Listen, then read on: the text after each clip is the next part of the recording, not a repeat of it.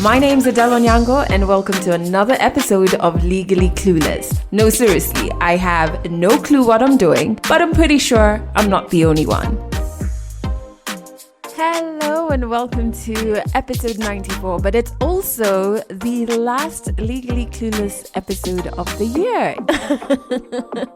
We've had different episodes every week this year, and it's been so amazing to be able to share this space with you. If this is your first time listening to the podcast, remember you can join our online fam on Instagram at Legally Clueless Podcast, and I love to eavesdrop on any convos about the podcast. So if you're going to tweet about it, you can use the hashtag Legally Clueless. I'm so excited that there's finally silence in my hood. Actually, quite a few of you have been making fun of my disclaimers. Oh, my neighbor's kid. Oh, my neighbor's pump. But honestly, like this morning, it was 4 kids because obviously it's the holidays. Like the opposite neighbors, they have their nieces and nephews over. The neighbors on the ground floor as well. So this morning, there was a gang of kids. One with a bicycle that if you press a particular button, it just starts playing these weird ass songs. I don't know why a bicycle would need to have... Anyway. And they were all right outside my recording window. It was so irritating. So I had to go outside and their mom was there and I don't think she was too happy about it. But anyway, surely it's Sunday. Oh my God. So I'm that mean neighbor who tells the kids to keep quiet. But actually, shout out to Sharon Jebitok on Twitter, who was just like, yo, I love those background noises, disclaimers. Those little people are cute, but they are so noisy. I'm really sending my love to all parents, because if it's this noisy and they're not even in my home, what happens when they're I don't even want to think about it. But how was your Christmas week? I do hope it was fantastic. I did the usual, which is spend time with my sisters and their partners and my niece, of course. It was her first Christmas, so that was like super exciting. We all met up at my sister's place, Amanda, and had cake, ate nonstop. Like I still have the leftovers even in my fridge. My niece got to cut the Christmas cake. Well, kinda. She's only just getting to 6 months old.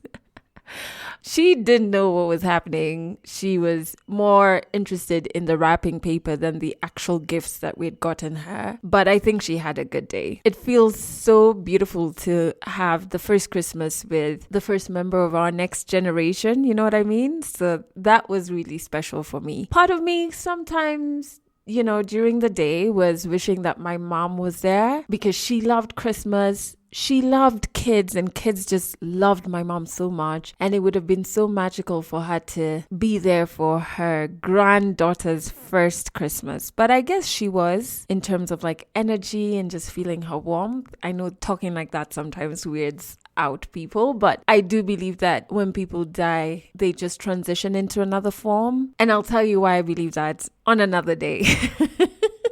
I don't want to weird you out at the beginning of the episode. So let's jump into the song of the week. And I've chosen this song because the 2 times that it has played outside of my home or outside of my own playlist has been moments of such immense joy for me. I don't know. I don't know if I can transfer that joy through the song to you. And it's also a beautiful song. So it's by Ram Gold.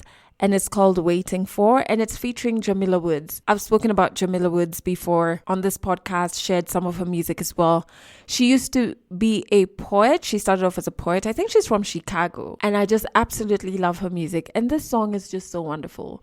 It brings me so many beautiful memories. And I just hope you can feel that same warmth when you listen to it. So I've put a link to the song in the description of this episode. I hope you enjoy it. And speaking of songs, I'm really hoping that this week I put out a Legally Clueless 20. Just looking at all the songs of the week of the year, picking 20 and putting them on a list, and you can add those songs onto your playlist. Or maybe I should even make... no, that's a lot of work.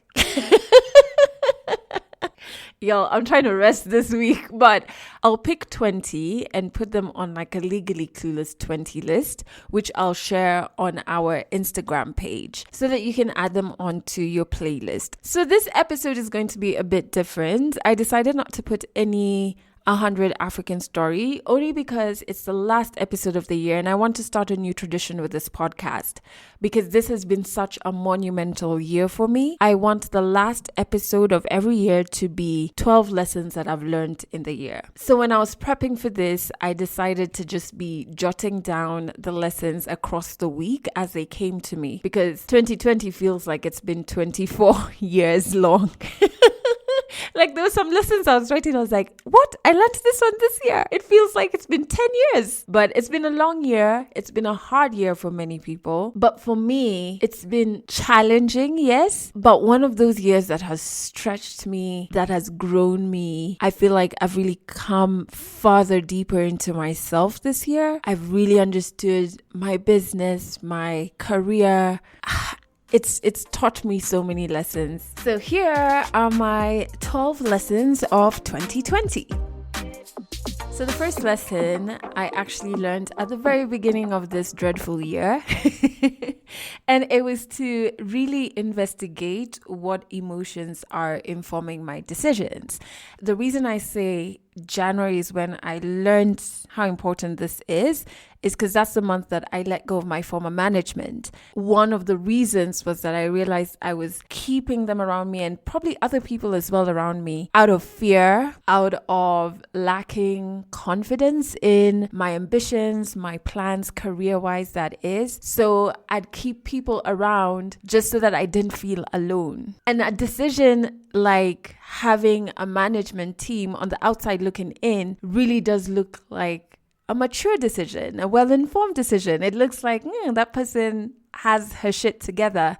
But if you investigate and evaluate the emotions driving that decision, then it makes you kind of second guess that decision altogether. So I realized that whatever decision I'm going to make, I have to really spend time figuring out, is it fear that's driving me to do this? Is it my gut? Do I genuinely just want to do this particular thing? And I think that's a huge lesson that I want to share with you. The second I learned because of this podcast. Just because something doesn't exist doesn't mean you can't be the first to create it. A lot of my fear around starting this podcast came from not seeing people leave mainstream radio jobs to start their own media things. In fact, I remember my late mom joking about media personalities and saying, you guys just hop from job to job, from media house to media house, because that's what does happen. And that's what I saw, where you'd leave media house A and be poached by media house B. That was the norm. So when I was leaving, the one thing I was sure about is that I did not want to work in anybody else's business, in anybody else's media house. But I was so scared because I'd never seen anybody jump out and like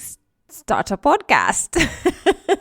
You know? And I have to still keep reminding myself that just because something doesn't exist doesn't mean you cannot be amongst the first to create it. I'm going to keep on with the theme around career and work before I get into lessons on relationships and stuff. This next lesson, I think, will benefit those who are starting a business or some kind of enterprise based around things that you create, things that you actually even enjoy creating, because that's what's happened with me. I started the podcast and then with time realized it can actually grow to be a media enterprise and be something that can bring in revenue. But one thing I struggled with was, how do I cost this thing that I love doing and that I really enjoy doing, that I don't even feel like it's work? I really love doing it, and sometimes you can get so lost in that love for the creation process that you forget or you lose touch of the business side of things. And maybe you do not have the luxury of having a business partner who comes in with that mandate. At the beginning, most times, I mean, look at me, you are handling it all by yourself. So one lesson that I've learned is to cost everything. The time it takes you to create what you create, what softwares and resources you need, what amenities do you need? So things like electricity, your internet connection, your airtime, these things that help you create what you create and create it well and in a conducive environment. And write down every skill that you bring to the table. So, for example, I am the host of the podcast. I also record the podcast. I also produce the podcast. Those are 3 different things. But in my creative head that loves the process, I'm just like, yo, I'm having fun just vibing with you guys. But when I put on my business hat, I've got to separate all of those things. They are their own job description. If I had Beyonce budget, they'd be like 3 different people. Myself hosting, another person here to press record, another one producing, you know what I mean? So you kind of have to write all of those things down and then cost each of them. And that will help you have an informed approach when you're trying to figure out your rate cards or even projections of where you want your business to grow to. And the next lesson, which I'm so glad that I learned this year because it has really helped my self-esteem as a businesswoman, as somebody who negotiates. Like, I wish I learned this years ago. And the lesson is, have the audacity to pitch for double your worth or even more. You know, sometimes, especially when you're starting small, you have a small business, maybe you're a freelancer, maybe you're self-employed, you kind of go to the negotiation table thinking that whoever you're pitching to will be doing you a favor by putting their money into your product or into your service or into your platform. You go to that negotiation table forgetting the value that you have. So you play it small. If you have costed everything down, and let's just throw a random figure out there, it costs 200,000 Kenya shillings to do whatever around your product, around your service or your platform. When you go to that table and they tell you, oh, we only have budget for 100,000. You almost say, you know what, let me take this because, you know, it's like they're really seeing my value. You tell yourself, they're such a big company. I must be very grateful that they're even looking in my direction, which honestly is just bullshit. By the time either they're approaching you, they have seen your value. By the time you're walking in to pitch to them, you've walked in with value. You're not mad, like you've not walked in with a half-assed idea. You know exactly why you're there. You'll believe 100% in this thing you're pitching, and you know that you need certain terms met for you to be able to deliver your best. It's not unreasonable of you to want those things. You deserve it. You're worth it. I really had to learn to have a sprinkle of that audacity, and I'm so glad that I did, because not only have I been getting my worth out of commercial partnerships, but I've also learned when to walk away. I think I shared it on the podcast. I've walked away from like a pretty huge brand this year because the terms just didn't make sense to my business. And I remember telling the guy from the agency representing this brand that it feels like them, not the agency, the brand, doesn't respect my business because the terms they've sent just don't make any business sense. I'd be running on a loss. So I literally just said no. Adele, even 1 year ago, would not have said no. I would have been like, oh, it's such a big brand. I want to be associated. It's not what I would have wanted, but let me just try and impress them. Forgetting your value, forgetting just the fundamentals of how your business can run effectively. And then now you start making decisions fueled by self-doubt, which is not a very firm foundation. I'm so thankful I learned that lesson this year.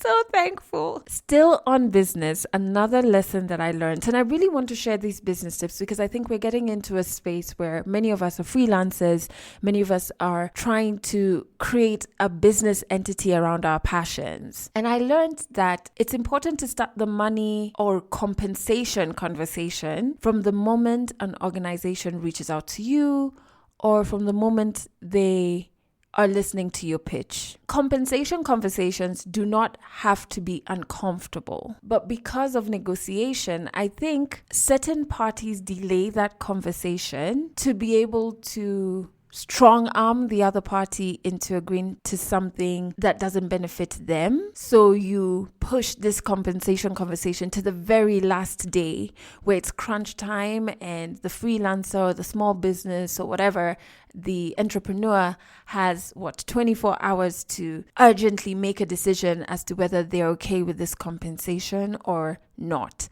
That's a rushed decision.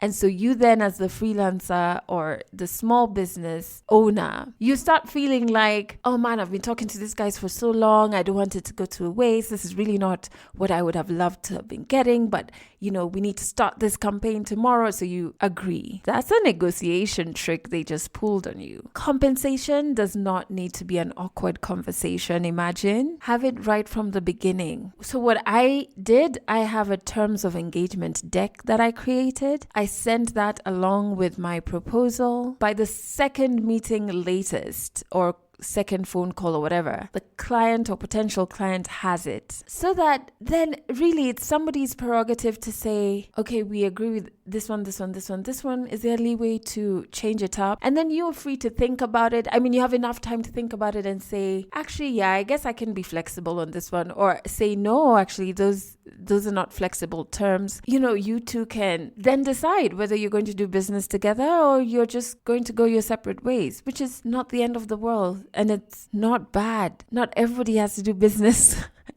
together. You know what I mean? I think that's it for my business ones. I did learn a lesson around friendships this year. It was a very bitter lesson to learn because you always think that your friendships will last forever. You always want them to. And especially friendships that end not because of something bad that happened. The ones that just fizzle out. I feel like that's even harder to to come to terms with, because you're just like, I wish we'd even had an argument. So then at least there would be something that would explain this drift. But yeah, the lesson was just that not all friendships are meant to last. Maybe you're more attached to a friend than they are to you, which is not bad. I learned in my head, I go into a friendship with 100%. I guess that's because the closest friendships I have outside of my partner are my two sisters and two other friends, right? Those friendships are so deep. I feel like I can be completely real with them. I can count on them 100%. I talk to these people every day. So I go into friendships with that kind of intensity. And sometimes it's not reciprocated, which is not a bad thing. So I learned that I get very attached to a friend, and in my head, I think it's this deep 100% giving friendship.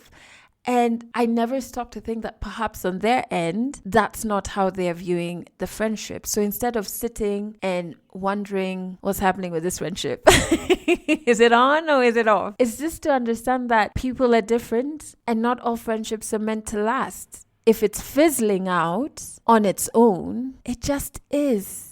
And it's just life. You don't have to get uncomfortable trying to hang on to something. You need to know when to let go. Next lesson in terms of relationships. Do not be afraid of creating a relationship that works for you two or you three or however many. I'm not judging. No matter how unconventional that relationship is. As long as it's comfy for you and your partner or partners, that's all that matters. Sometimes you try and force yourself to subscribe to what's normal. Even in terms of inside the relationship, if you're talking about roles, you think that the way you've been conditioned to believe relationships work is the only way. But it is good to critically analyze things and ask yourself why you believe certain truths to be true, and also question the efficiency of certain truths that have been handed to you. Obviously, a major key is knowing who you are, what you love, what you do not love, the conditions that are comfortable for you, the things you battle with, the things you're strong in, and being able to communicate that to a potential partner. And then together, finding a system that works for you. In that process, if that system is not conventional, there's absolutely no problem with that, as long as the two of you are absolutely comfortable in that space. And still on relationships, another lesson that I learned is that nothing is ever constant. Your partner or partners are evolving, and the environment around you are evolving as well. So for example, Fal, who is my partner, and I, when we got together, he was running a business with his dad and I was an employee. I was working at Kiss FM. By the time we started dating, we've known each other longer, but this is from when we started dating. And then by the time we were getting married in 2017, his business was shutting down and he was transitioning into employment. I fucking hated my job at that time. In fact, 2017, I was meant to resign that December, but then a lot was happening, man. We just gotten married, so we postponed that decision. But I was really hating my job. When we met, I loved my job. Like, I was happy and beaming about it. He now was reintegrating back into employment. So you see, our environments had changed, which then obviously has an effect on us. I think I was a very unhappy and difficult person to be around at that time. I kept busting out in tears, lashing out. I was just horrible. But what is very important is in your relationship to leave room for this evolving to happen, both internally as an individual, and then the environment around you will constantly be changing. And then just have regular check-ins, because as your environment is changing and as you're evolving, you're letting go of certain truths, picking up others, you're unlearning this, learning that, which is great. It's a beautiful part of the human journey, I think. But it's always good to check in to make sure you're still kind of headed in similar directions in this relationship of yours. Couple therapy really helps with that. It helps having a third party on the outside kind of look in, but then not everybody is receptive to that. You can do group couple therapy, which is also very amazing. But yeah, that space, leaving that space for you to evolve and knowing that your environments will evolve as well is so important. I think people go into relationships thinking it's going to stay the same as when you checked in, which is irrational, because the only thing that is constant is change. Even the environment around you is changing. So it's a very important lesson that I think I've been learning it slowly from 2018, 2019, and then 2020. I could articulate it, and we kind of have a good working system between us now, where I'm like, wow, thank God we learned that. All right, I hope you enjoyed those first 8 lessons, and the last 4 are more for personal growth and your relationship with yourself. I think I've done a lot of work around that in the last couple of months. So lesson number 9 first has everything to do with sex. Oh my God. I think anybody who has been through sexual trauma or some form of trauma around loving their body understands how difficult it is to piece together that love for yourself, love for your body, understanding what brings your body pleasure, and how to share that moment with others. I was raped in 2008. I started therapy not too long afterwards. We started having conversations around sex, sensuality, and my relationship with my body in therapy probably from the very beginning, but we zeroed in on it a lot from right before I got married, and it's been a constant theme since then. And it's only now that I can even openly, outside of my therapist or my partner, talk about sex, articulate the love for my body, wear clothes that are revealing my body.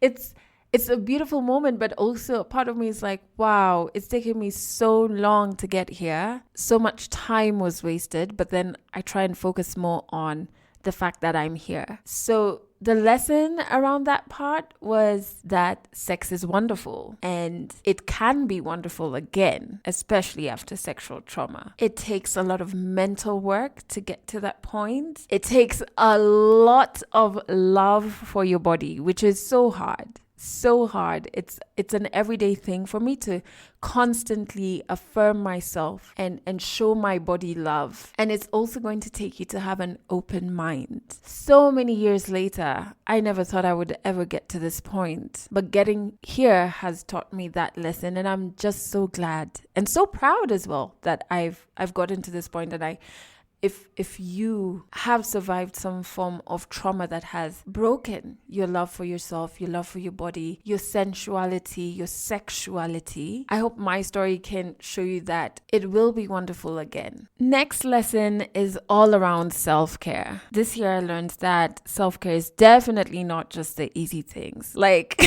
I used to be the person who thought shopping and gifting myself things was self-care. Oh, you did well. Let's go buy you your favorite chocolates or your favorite fast food dish, or take you out to a restaurant or do a face mask. You know what I mean? Things that feel good and that are easy to do. And I realized this year, and I think I shared it on one of the podcasts, that self-care is also the uncomfortable and painful shit too. Like, even though it's painful, even though it's uncomfy, it's showing your self-care. And more often than not, those ones are the ones that your body really does need. So for me, it was kicking out coffee from my diet. It's therapy, and sticking to therapy and doing what I'm asked to do in therapy is self-care.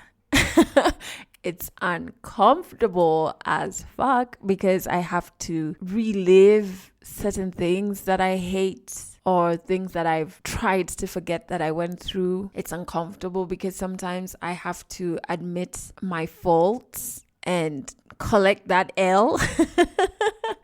But then, you come out with tools and you come out wanting better for yourself, and you're going there and you're going through it to show your self-care. Yep. So it's the uncomfy and the painful stuff as well, self-care. 2 more lessons. Okay, so lesson number 11. Ooh, I love this one. I love it so much because it really has brought me peace. Have I subscribed to it 100%? No, sometimes I do fail. But on the moments where I stick it through and really subscribe to it, it brings me so much peace. The lesson is you've got to figure out what you have control over and what you don't have control over. As a control freak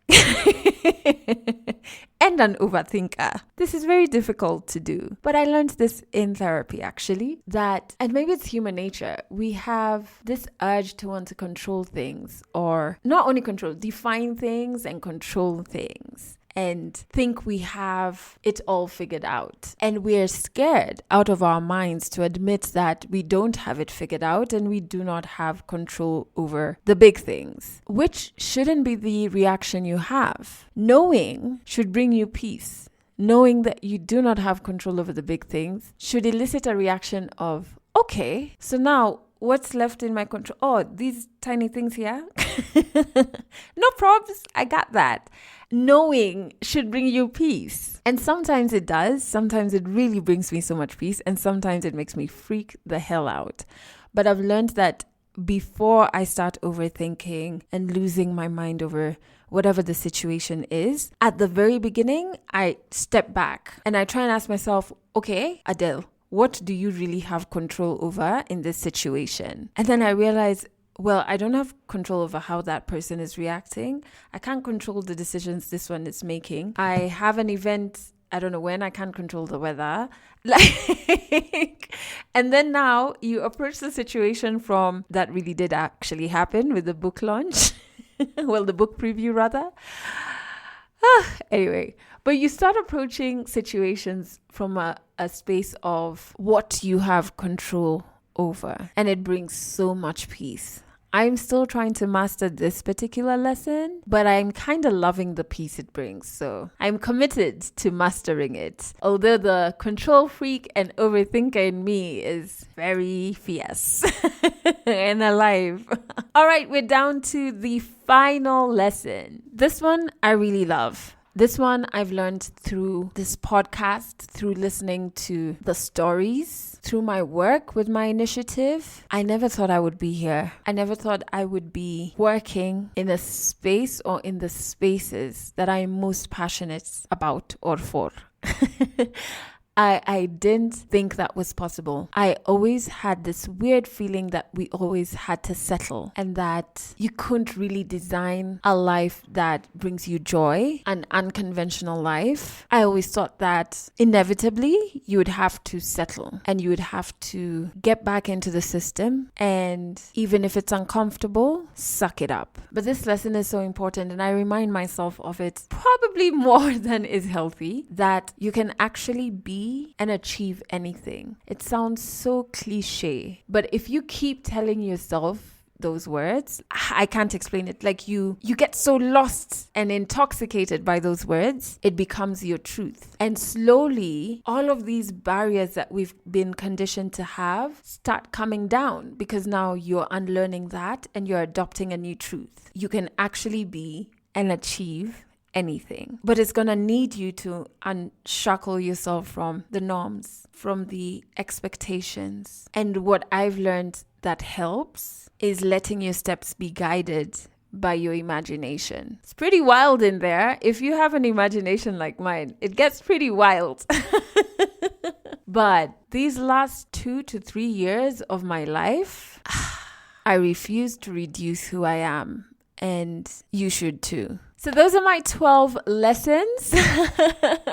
I hope you resonated with some of them. And I'd love to hear yours as well, by the way. If you have lessons around business, career, relationships, personal development, it would be so interesting to hear what those are for you. You can send them to the Legally Clueless hotline number, which is +254 768 628 790. But it's also in the description of this episode. That's also the number if you want to share your story on this podcast. Yes, 100 African Stories will be back next week in 2021.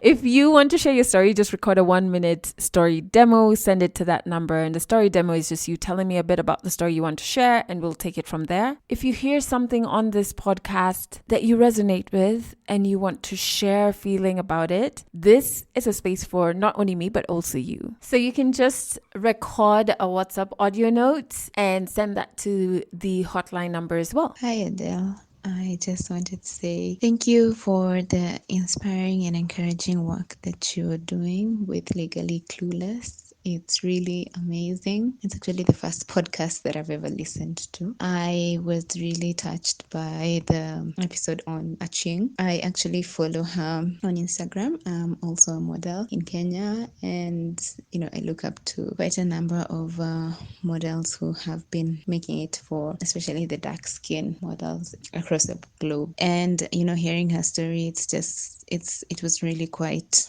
amazing, and it actually inspired me to also start talking about my modeling journey in Kenya. Oh my word, Aching story was definitely one of my favorites as well, and I'm so glad that you resonated with it and you also happen to be in the same industry as well. That's really magical. I'm just remembering that story, and you know me, I love stories that have a happy ending.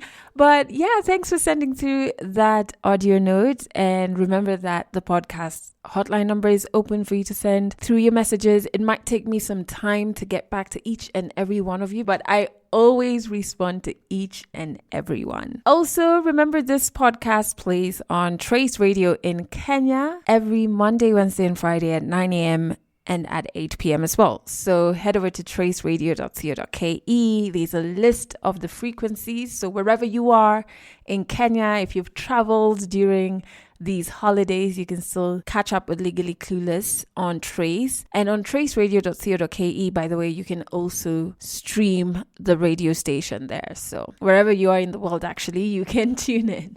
However, I do hope you enjoyed this episode. I hope you took something from the lessons.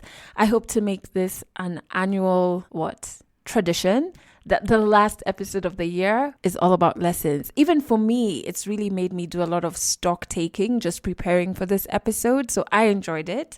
I hope you do too. And I wish you 2021 drenched in not only the COVID vaccine, but in love, in peace, in light, and in consciousness. Yeah, that's what I wish for you. That's it for this episode of Legally Clueless. You can share this podcast with your friends. You can keep it for yourself. I'm not judging. Just make sure you're here next week for the next episode.